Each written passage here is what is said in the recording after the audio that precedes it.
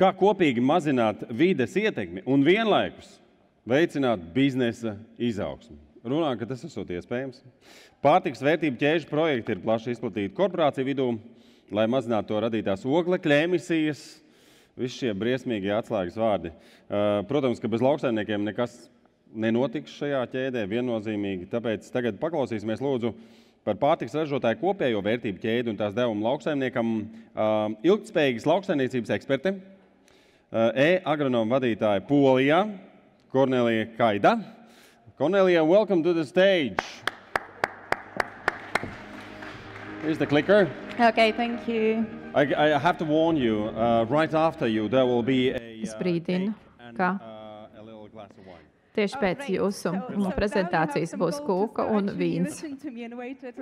Tad es saprotu, ka es esmu starp jums un izklaidēm un uzkodām. Un mēs jau esam iekavējušies, arī varbūt tāpēc, ka mums bija vēlāk pusdienas, bet es ceru, ka jūs vēl spēsiet fokusēt savu uzmanību arī uz manu prezentāciju. Es gribēju sākt ar stāstu par sevi, par manu ģimeni un mazliet jūs aktivizēt.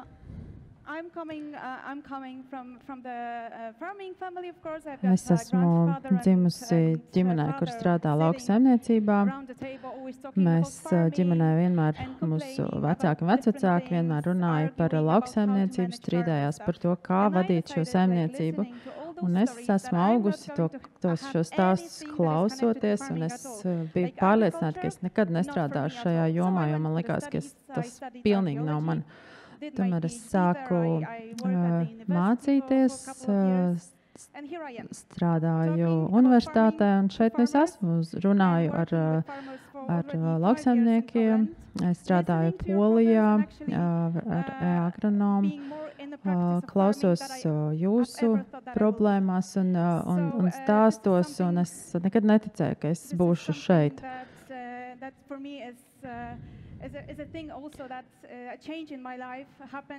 Šī izmaiņa, kas notika manā dzīvē, acīm redzot, liecina, ka tas ir mazliet tāds, no kā mēs nevaram tikt vaļā, ja tas ir mūsu liktenis.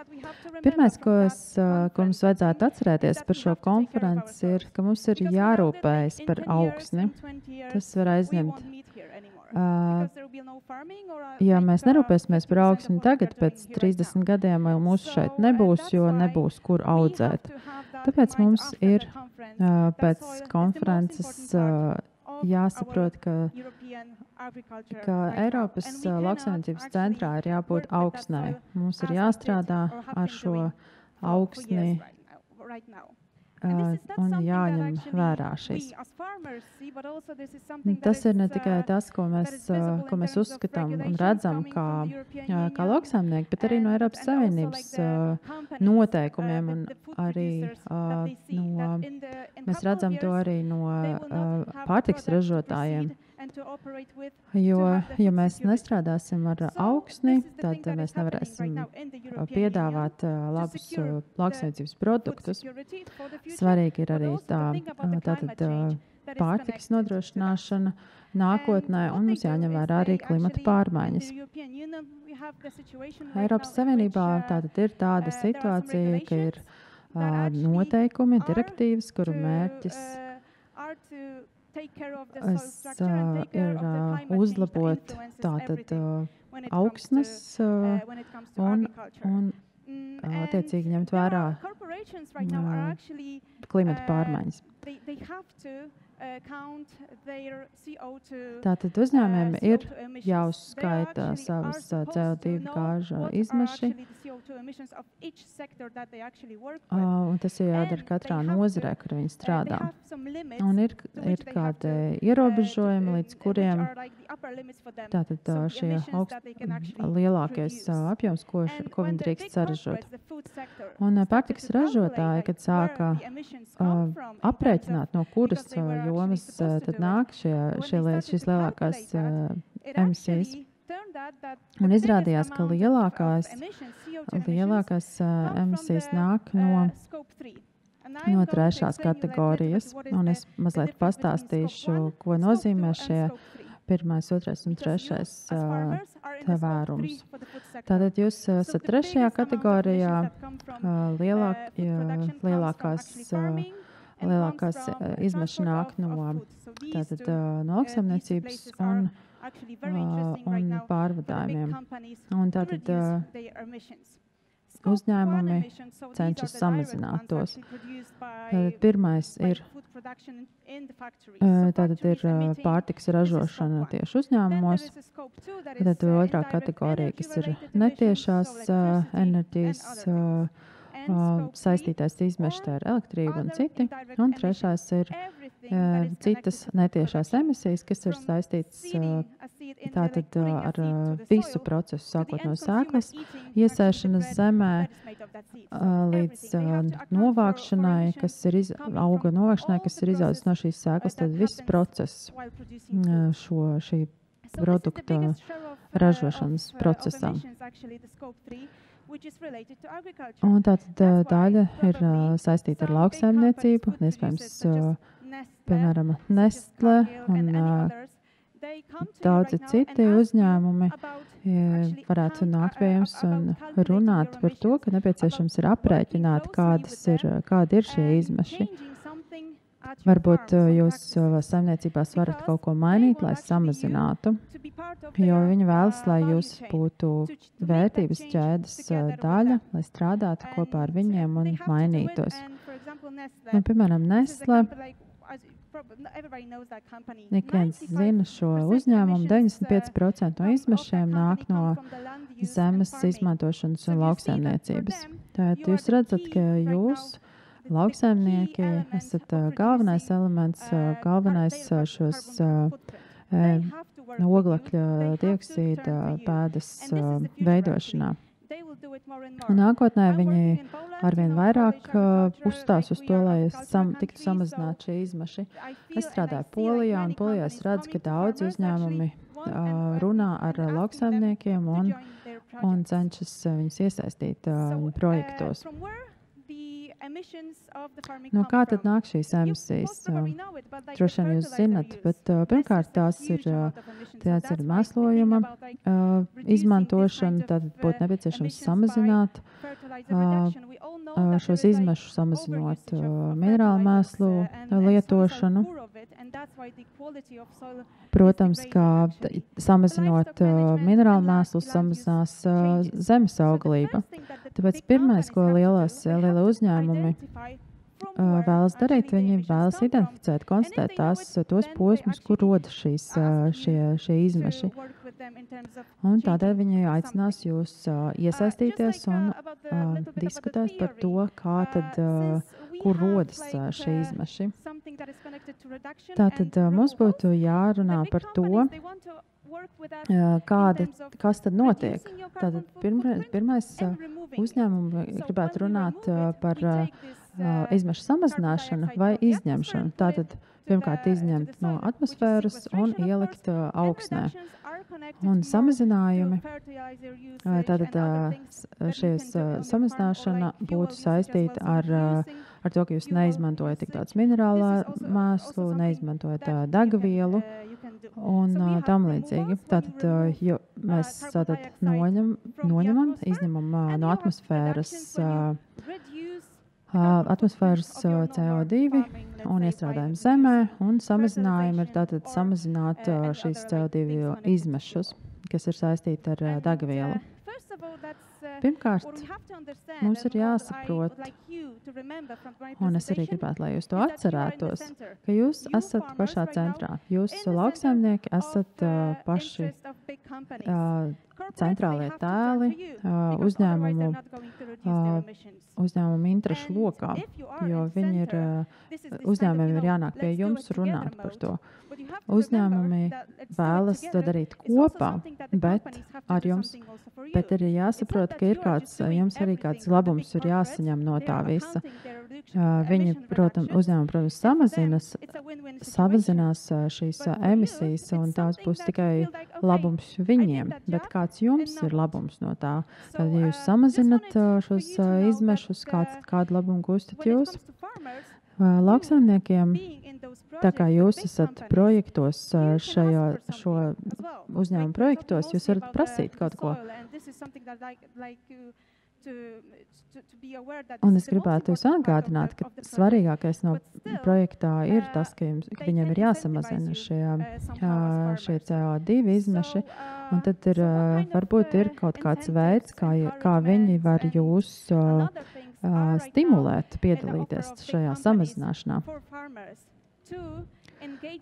Tātad iesaistīt lauksaimniekus samazināšanā, CO2 samazināšanā, sasniedzot konkrētas CO2 izmešu robežas. Skatoties dažādos lielo uzņēmumu tīmekļu vietnēs, es gribēju apskatīties, kā viņi strādā ar lauksaimniekiem, kā viņi iesaist lauksaimniekus, lai samazinātu šos izmešus. Ticiet man, bija diezgan grūti atrast šos risinājumus. Viņi nestāsta atklāti par to, kā tas notiek, kā šī stimulēšana notiek. Jo tas ir kaut kas tāds, protams, tas ir atkarīgs no katra projekta, katrā tas notiek citādi, un katrā valstī tas notiek citādi. Piemēram, Nestlé dažādi strādā, atšķirīgi strādā, piemēram, Āzijā un Eiropā. Tāpēc šis process nav pārāk caurspīdīgs un nav pārāk saprotams.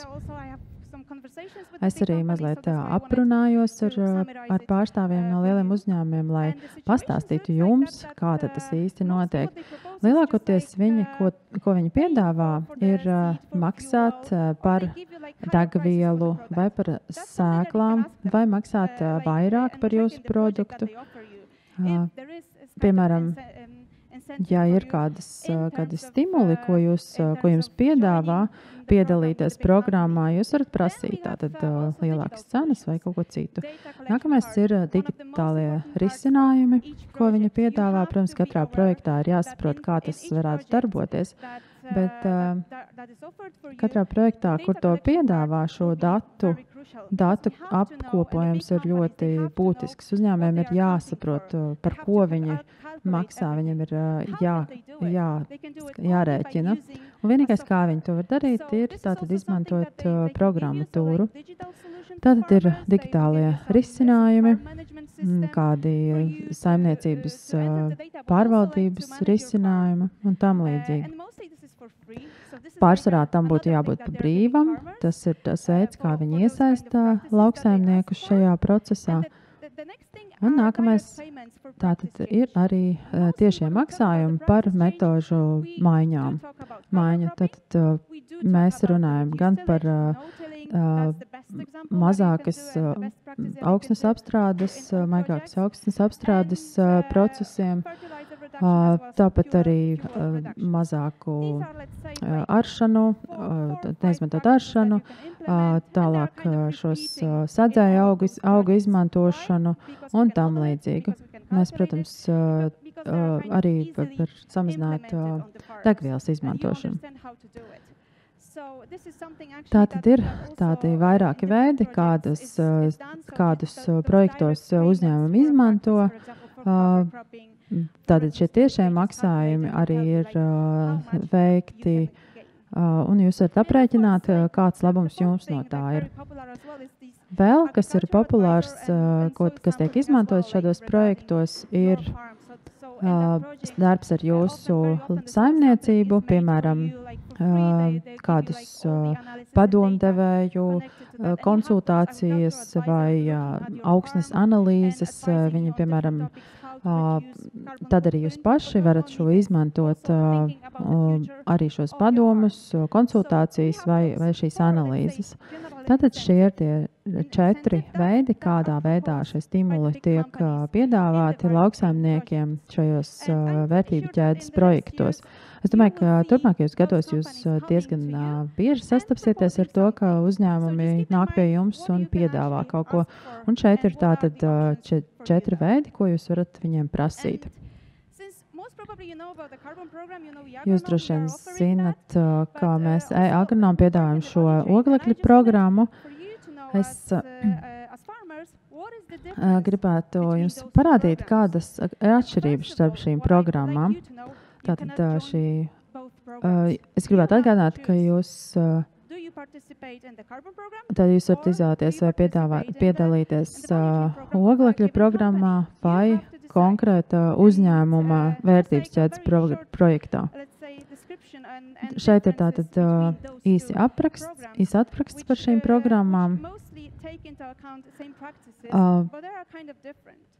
Līdzīgas metodas tiek izmantotas, bet tas ir atšķirīgs. Tātad šī oglekļa programma ir 5 gadu programma, jo jūs zinat, ka, lai jūs redzētu kādas izmaiņas savā darbā, tad tas aizņem vairākus gadus.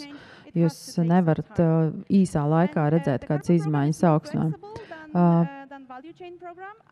Šī programma ir mazliet elastīgāka nekā vērtību ķēžu projekts, bet tātad neliels salīdzinājums. Tātad tā ir elastīgāka, piemēram, ja jūs pārdodat savu produkciju šai oglekļa programmā, nav svarīgi, kam jūs pārdodat. Jūs varat noslēgt līgumu ar kādu lielu uzņēmumu vai ar kādu mazu uzņēmumu, tātad pārdevēju. Tātad šī oglekļa programma nenosaka, ar ko jums ir jāslēdz līgums. Jūs varat izmantot šos kredītpunktus un izmantot tos nākotnē. Mēs zinām, ka nākotnē iespējams arī būs kāds spiediens par to, kā mēs paši izmantojam un atstājam šo oglekļa pēdu. Un tātad jūs varat saglabāt šos kredītpunktus un samazināt savu oglekļa pēdu. Tātad cena šiem kredītpunktiem atkarīgā no tirgus. Kas ir svarīgs šajā ir šis pamats. Tad, kad jūs piesakāties oglekļa programmā, mēs skatāmies, kādā situācijā jūs esat, un tad skatāmies, kādas izmaiņas jūs izdarat. Tātad vērtību ķēdes projekti parasti ir īsāki, aptuveni 3 gadus gari.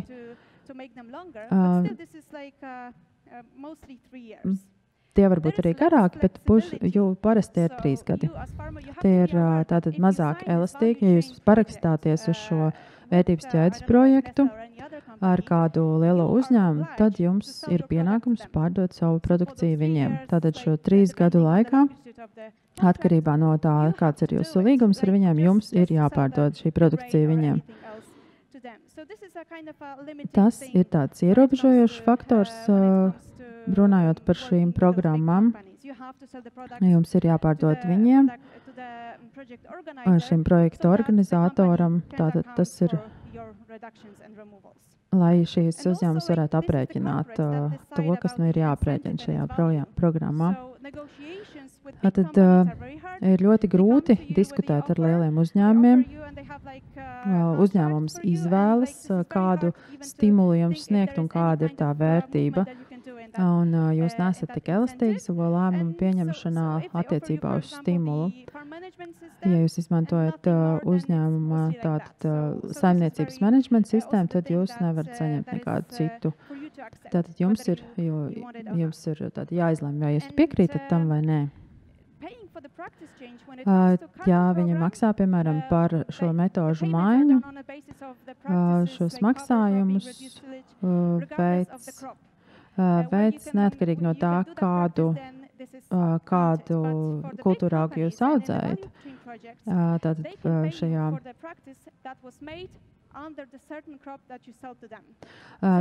oglekļa programmā, neatkarīgi no tā, kādus augus audzējat, jūs varat saņemt šos labumus, bet vērtību ķēdes projektos šie maksājumi būs tikai par konkrēto augu vai produktu, ko jūs pārdodat šim uzņēmumam.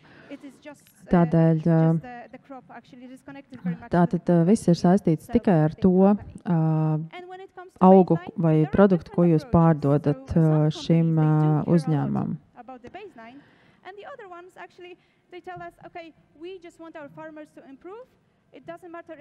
Ir dažādas pieejas, protams, ir uzņēmumi, kas vēlas strādāt konkrēti ar konkrētiem uzņēmējiem, ar saimniecībām. Piemēram, viņi saka, ka viņi grib strādāt ar saimniecībām, kuras jau ir uzlabojuši savas metodes kopā ar mums. Tā kā varbūt nav tik svarīgi, kurā posmā jūs atrodaties. Tas ir viss, ko es vēlējos šodien pastāstīt. Es domāju, tas bija galvenais salīdzinājums, kā tad rīkoties un parādīt, kā rīkoties, kad uzņēmumi nāk pie jums un sāk runāt par šo iespēju. Paldies jums! Cornelia, thank you very much. Liels paldies, Kornelija!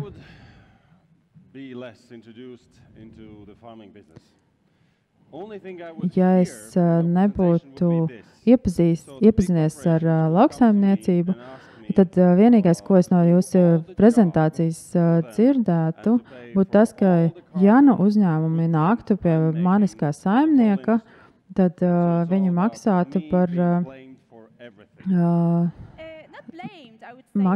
par to oglekļa izmešiem, tad sajūta ir, ka es esmu vienīgais, kuru vaino šajā visā.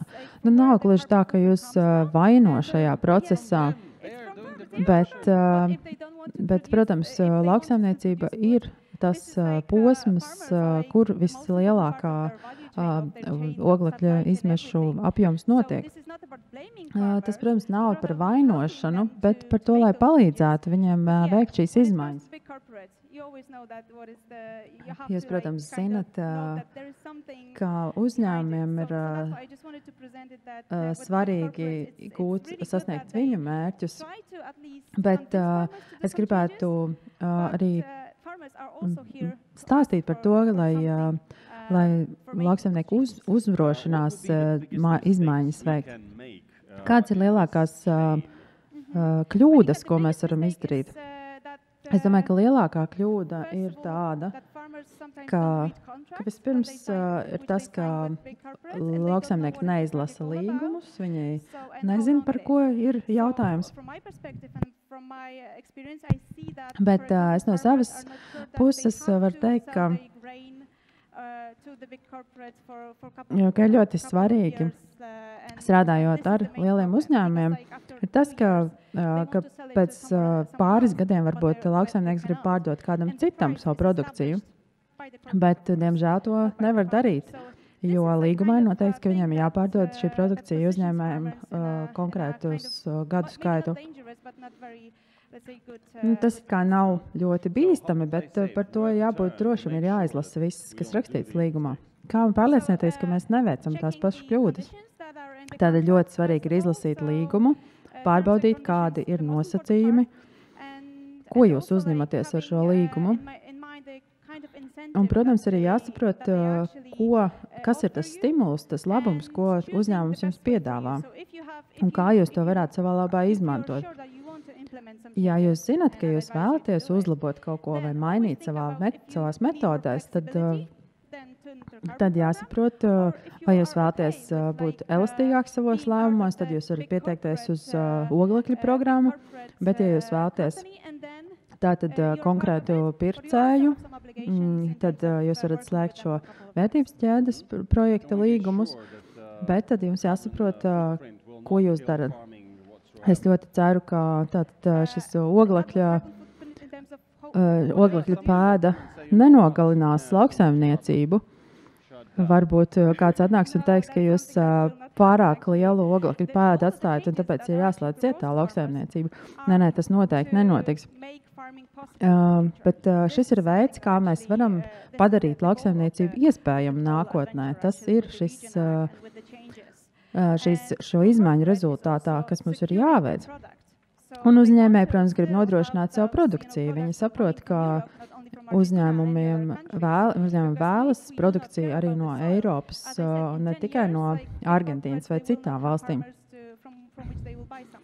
Un tāpēc ir svarīgi, no kurienes produkts nāk, un lai vajadzētu sastrādāties. Paldies!